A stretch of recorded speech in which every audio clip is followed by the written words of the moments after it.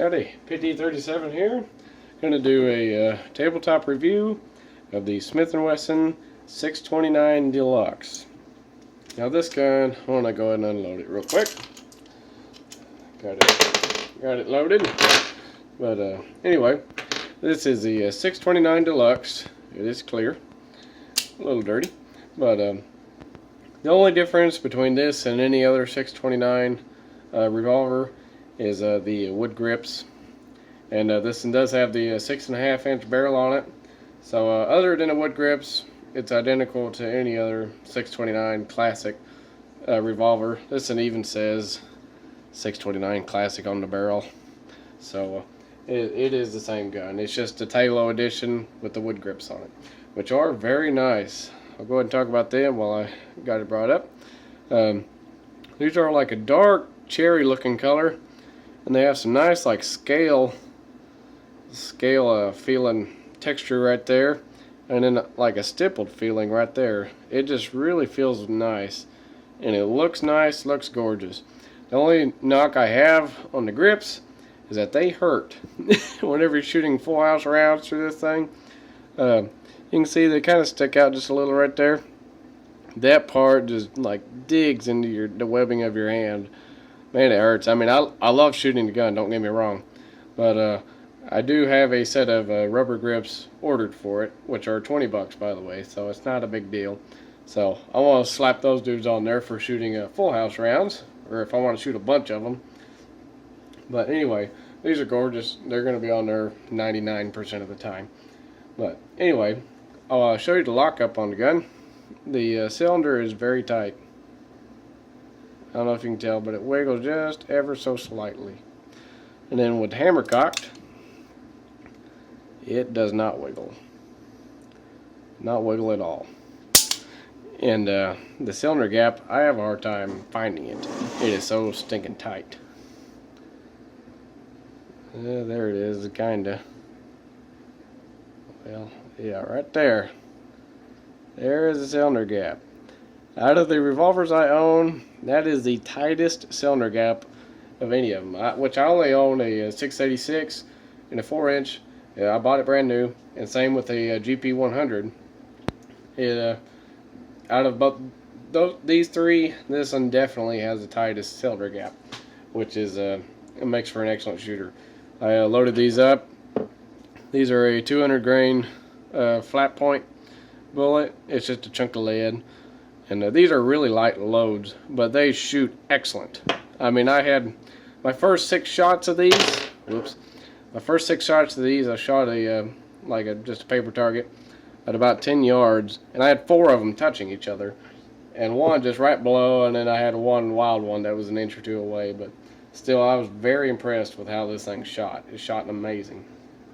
And the full house loads, I haven't tried to group any of them yet, but they seem to shoot point of aim pretty well. The sights seem to be pretty well on from the factory. And thinking of the sights, you got your fully adjustable rear sight, which the only thing I can knock about it is it looks like that line on there, it's just a little crooked. I mean, it isn't a deal breaker or nothing, but it's just an observation I had. And you got your nice red ramp front sight, which is you can replace it if you so desire. But let me talk about the trigger now. The trigger is not too bad. It's got a smooth double action. You can stage it very easily. I can stage every cylinder. Well, yeah, I said that. But with a little bit of practice, you can stage it every time. Now I'm staging it every time.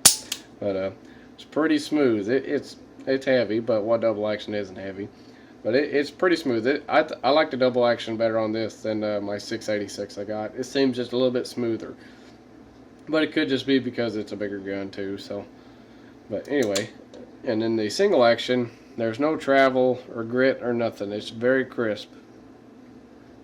Just give it a little tap, and it snaps like breaking a moderately heavy piece of glass. It is a wonderful trigger. And trying to think of something else I can tell you. It feels real good in your hand, as I mentioned, with the grips. It shoots good. It's just a really well-made gun. I mean, it's very tight all over. And now go over what all you get in the box. Let me open that up. And while I'm opening this up, I got this gun. I traded a rifle I had for it, so I really don't have anything in the gun. But the place I traded it from, they ordered it for me brand new. My rifle is worth a little bit more than this.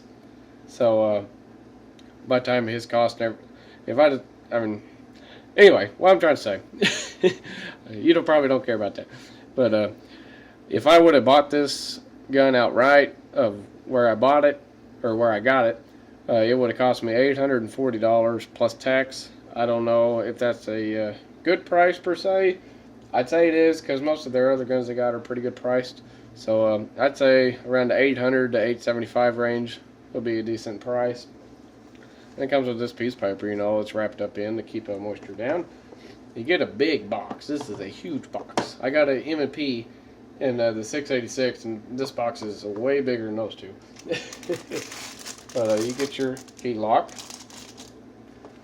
and then you get your congratulations, protect your investment, warranty info, and a revolver instruction manual. And then you also get the keys for the internal lock. This gun does have an internal lock on it.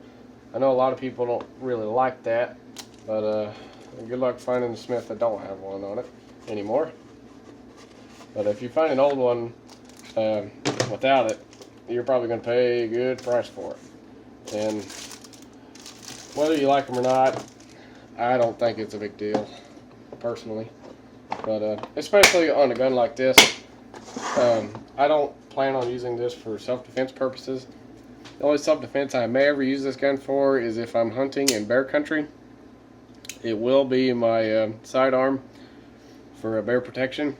That would be a good role for this gun. Some other roles you might use, you can use this for home protection. I mean, there's nothing wrong with it, but I already have a gun that's pretty well dedicated home protection that I'm comfortable with. So, and this the loads I would put in this for self-protection would be probably a little hard to handle, especially in a high-stress situation. But anyway, you could do that. Yeah, I would never conceal carry this thing. It's just way too big. I mean, you might in a shoulder holster. I got a shield right here I'll compare it to. Just for kicks. This is a 45 shield. Unload it. It is unloaded. But here is just a comparison. This is, I mean, if you take off the barrel, it's still bigger than the 45 shield. So this is a popular concealed carry option. So just to give you some perspective of how big this thing is. I mean, most people know how big a shield is. But yeah, so you're probably not going to be concealed carrying this thing anytime soon. So, and so you could use it for home protection. And my use is going to be hunting. I'm going to be mainly hunting deer with it. And maybe one of these days hunt bear or something. And it would be more than enough for any sort of hunting I'm ever going to do, and that most people's ever going to do, really. But anyway, it is a nice revolver from Smith & Wesson. If you're thinking about it, I'd definitely give it a look, and I'd just go ahead and pay the extra money and get the wood grips, the TALO edition, if I was you. If you're thinking about getting wood grips, because I think the regular model with the rubber grips is like $30 to $40 difference, and if you was to buy that with intentions of putting wood grips on it, a cheap set of wood grips is around $70. And these ones, I don't even know how much they'd cost. But, so you got to think about that. I mean, either pay $40 extra to get the wood grips in the first place, or buy the gun and pay $70 to put a set of wood grips on it. So I decided to just get them in the first place, because rubber grips are only 20 bucks. So I don't think that is no big deal. And the finish, I didn't really mention the finish. The finish is excellent on this gun. It's a very mirror-like, not quite a mirror finish, but you can definitely see reflections in it. You can see a bunch of the lines from where they bead blasted it, but I mean, that's not a big deal. If you so desire, you can polish that out. But I'm still up in the air about it. I think I'll probably leave it since I'll be hunting with it. But anyway, excellent revolver from Smith & Wesson. I have yet to see a bad thing come from Smith & Wesson. And if you think about it, give it a look, definitely. And thanks for watching.